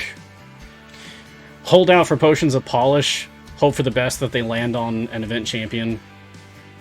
And that it's a champion that you want them to land on. And then it's a gear slot for that champion that you want it to land on. It's a lot of luck. And then opening up chests. Event champion chests are like regular silver and gold chests that you can get a shiny from. That's a 1 in 1,000 chance. It's happened on this stream before. I think it was... Was it Dahani? Was it Dahani's release?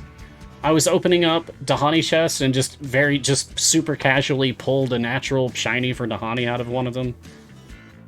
Right on the stream. I just lost it. Like, well, okay. That's hashtag streamer luck for you, I guess. But yeah, there's no trick to it, Horatrix. There's no trick. You just want to get as many chests for the champion as possible, really, and open them up and hope for the best. Remember that your access to event champion chests during an event is gated by your event tokens. And you can get more event tokens by opening bounty contracts. By opening bounty contracts, you get more event tokens. And to get more event tokens, to get more bounty contracts, you need more chests. So it all comes down to the speed game. Clearing stages as fast as possible so that you can kill bosses, get gems and chests, spend the gems on more chests, open them up, get bounty contracts, spend the bounties contracts to get event tokens, spend the event tokens on doing free plays, get your chests for the event champion, open those up, and hope, beyond hope, that you actually pull a natural shiny for the champion. So, it all comes down to speed. You know who can help you with speed? The new character, Whittle. Get Whittle. I'm going to be singing Whittle's praises for a while, I feel. Dirty Toes question, how useful do you find Whittle's abilities for farming permanent buffs like Zorbu? Seems like she'd be pretty good. Yeah, because she can make people attack faster. She can make enemies spawn faster and make people attack faster. So, she's just gonna make farming kills on champions that need kills faster. Whether it's Dahani's Paint or Torgar's stacks, Zealot stacks, that's what they're called, took me a second, or just Zorbu's hate kills. I still don't think he's good aligned. Brian Kosasek asks, what slot is Whittle in? Slot 2. She swaps with Celeste, Korth, Regis, Krydle, Donar, Talon. Slot 2. Which is great, because, like, I was just saying, like, a couple weeks ago that we're due for a Slot 2 champion, because it started to feel like Slot 2 was falling behind. Andrea Raven, question, how does Tasty Friends work? Checking a champion affected by Vampiric Gaze shows an increase to 28.3. So every Tasty Friend counts as 28.3, or all of them combined? I don't know! We're figuring that out together. We're figuring that one out together. So I don't have a straight answer for you, because on her character sheet for me, it doesn't say, under Tasty Friends, each effective champion increases launch response speed by 10%. Okay, well, how much? Does it say down here? No. Does it say back over here on upgrades? No. What if I combine the upgrades? Does it say there? No. So it's not telling me how much it's actually affecting the enemy spawn rate. We just have to trust that it is. So it should be, what, 10% for each of the adjacent champions, so that's 60%, plus the fact that I have gear on her, that's 151.8% for that effect, and then also 2 feats that are 80% and 40%.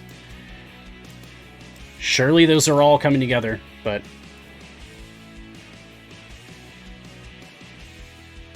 Oh, hey! Hey, Gar! Remember how you were asking if there's a cap for Whittle's slot 4, her speed item? Guess what? There isn't. There you go. Straight from Justin. Uncapped. Wow. Sword Razor. Zorbu or Melf for slot 12. It depends on what you want. Do you want fast? Get Melf.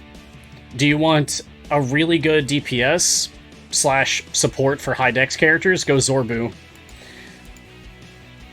Zorbu is a great choice for DPS when you can't use Ashara.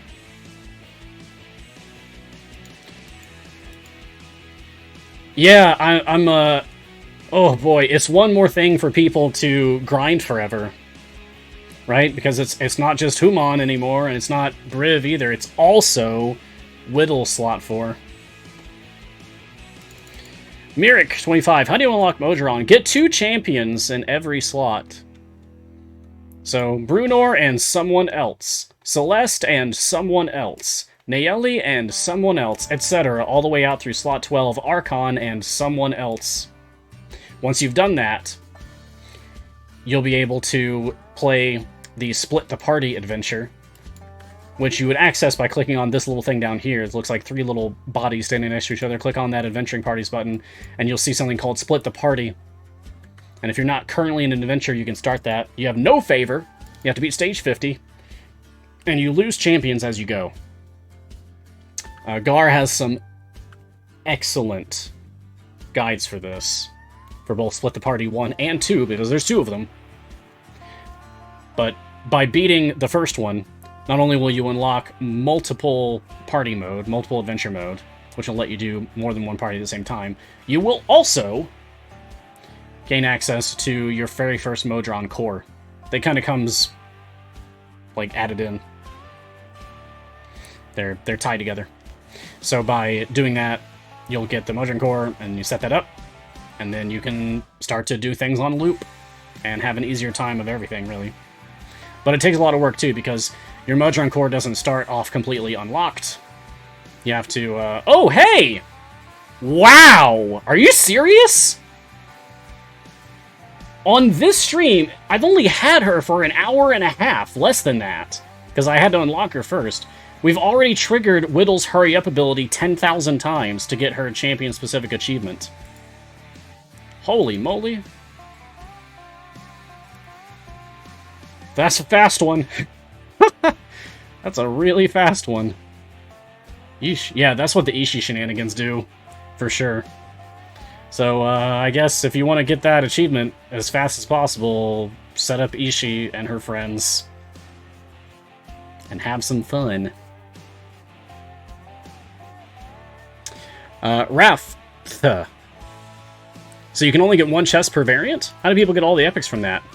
So, that is true that you only get one chest per variant, and there's only 3 variants. But... it's a big but. It's a big, important but. Free plays. Whittle free play. Blah, blah, blah, blah, blah, blah, blah, blah, blah. Ooh! What's this? A chest as one of the rewards? Yeah. So when you do a free play in an event, when you get past stage 50, you will get a random chest for that specific champion. So like when I finish this, I'll get a random Whittle chest. It will be either a silver Whittle chest or a gold Whittle chest.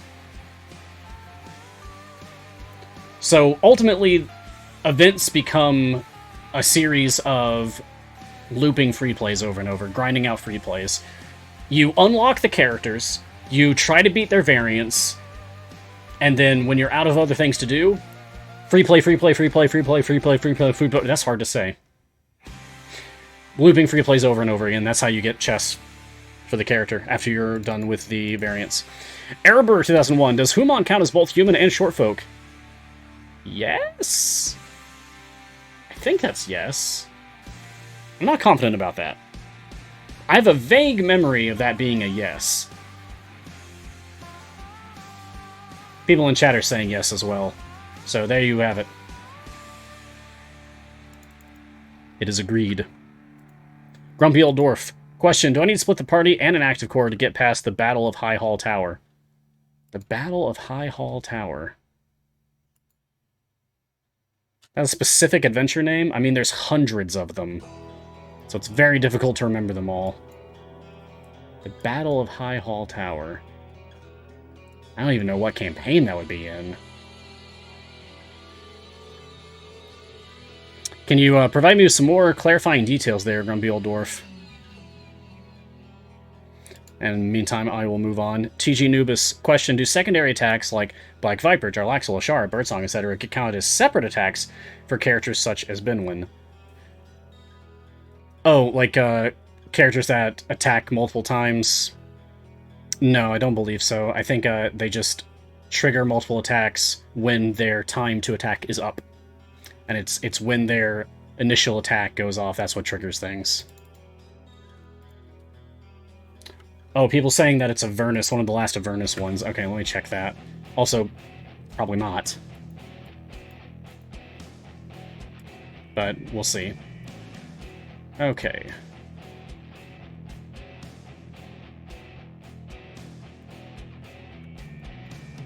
I was going the wrong way. Oh, the Battle of High Hall Tower. Oh, just for the base version? So the question is, do you need split the party and an active core to get past the Battle of High Hall Tower? No. Anything can be done with enough favor. No, you don't. You shouldn't have to have access to Modron Automation and a Modron core in order to do that. I don't see why you would. Just because it has a high stage goal and the bosses might be difficult. I mean, try debuffers. For that matter, something I say a lot, post your formation in the formations channel on the Discord. Get some help. Get some help trying to figure out how to optimize your formation to get past that. Speaking of optimizing your formation to get past that, I'm just going to do a Warden swap real quick. So, a very casual formation for Heroes of the Plains featuring Penelope DPS. Penelope DPS. Very casually thrown together, is already past stage 800. So I would call this formation a win. There are definitely ways that we can improve this. Get some different people involved in here. Might be better if I used a debuffer instead of Hitch, or I don't know. I don't know. There's Baloth. Actually, Bale could be great. Let's get Baloth in here.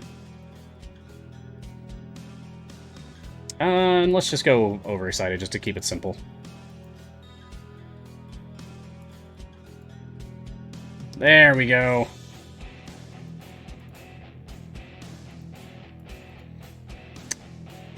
Now let's go back. Let's go forward. Yes, I do have a unicorn. That's Tyrell. If the unicorn is bothering people, I can change it. Now it's a moose. If you don't like a moose...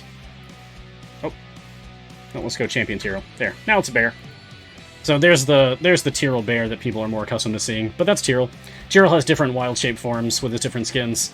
That's a nice little bonus. Oh no, Briv's having a bad time. Oh no, he's doing okay. He's hanging in there. Looks like his health keeps dipping down rapidly. But, no, maybe that's just my eyes. It's so hard to see champion health when there's a wall of enemies in front of them like this. That's hard to see. Martin, stacking Kroll's debuff with Whittle will be fun. Oh! Ha ha! Stacking Kroll's debuff, yeah. You could get some very fast plague stacks with Kroll by having Whittle out. Garwar flips the table because they gave Xander the speed tag. I'm glad that we're of one mind on this. I like Xander. I started a Baldur's Gate 3 playthrough as Xander. Like, I tried to make my character look like Xander and play like Xander, and it was very fun.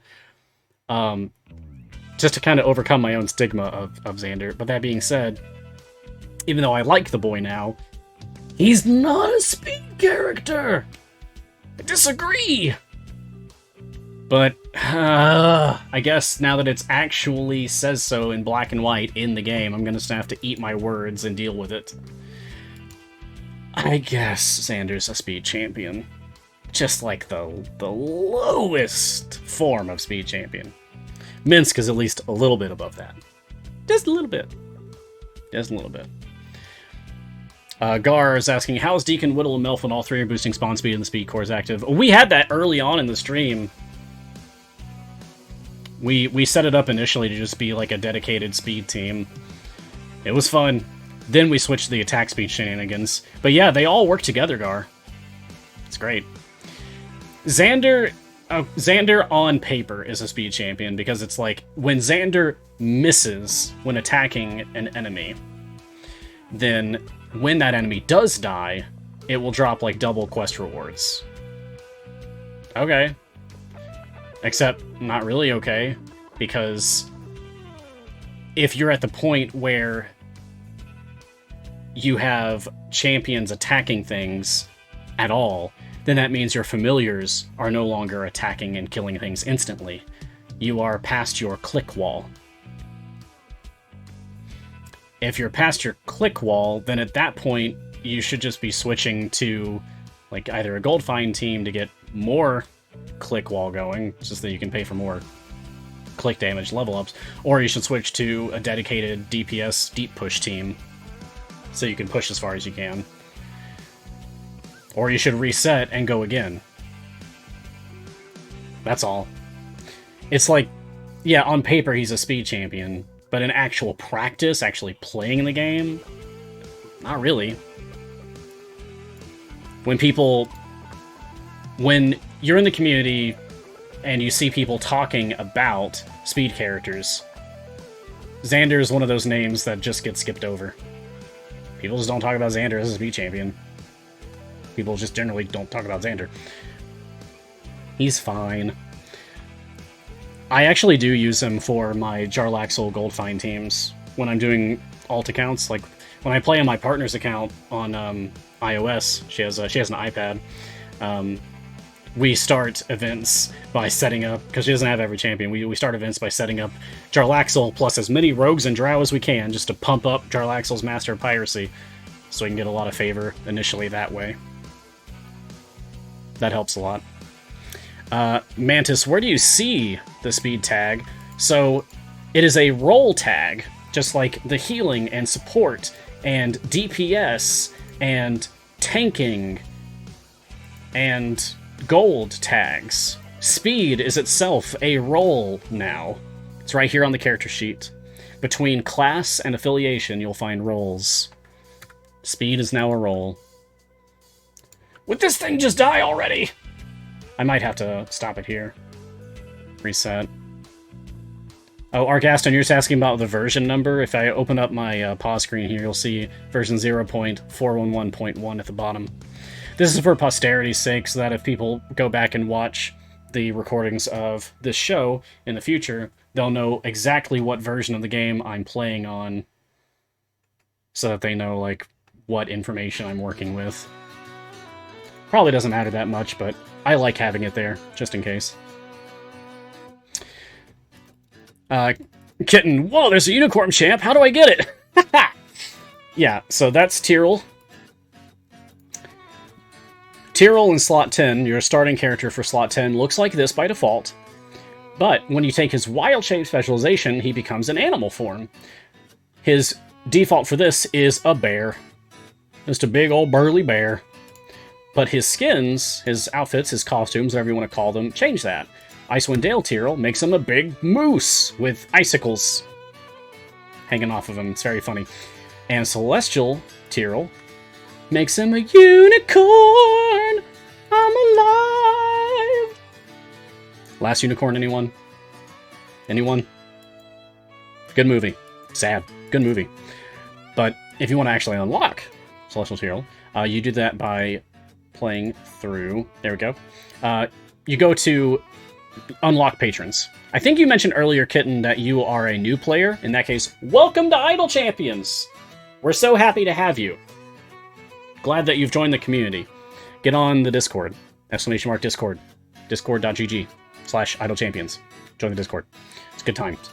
But once you unlock the patron system, eventually you'll unlock the Zariel patron, and you'll see that one of the packs that you can purchase in the Zariel. I mean, a lot of this is just like free-to-play currency that you just get by playing the game, but there are some paid things in patron shops, and one of them is Celestial Tyrell skin, right here, which gives you some skin.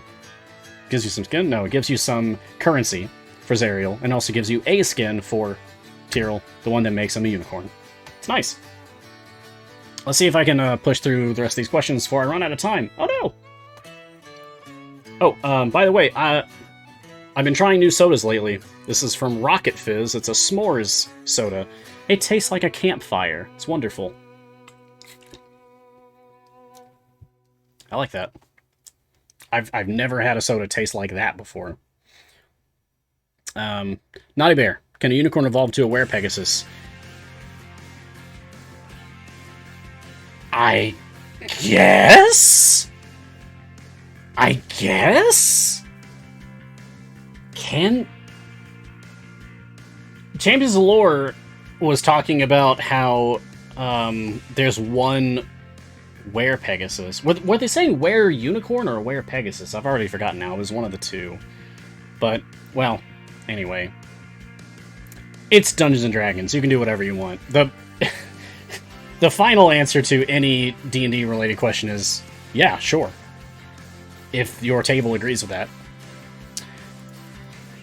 I would allow it. I think that sounds rad.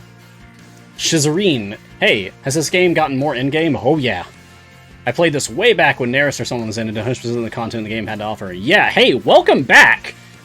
It's rare that I get to say this. Welcome back to Idle Champions, Shizareen. If you're still here, I hope you are.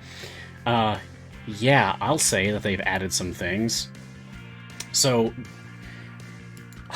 back when Neris was released, I can't remember if that was before or during the patron system release or after, like when patrons happen in regard to that. Huh. But patrons, if you weren't aware of, are a thing now.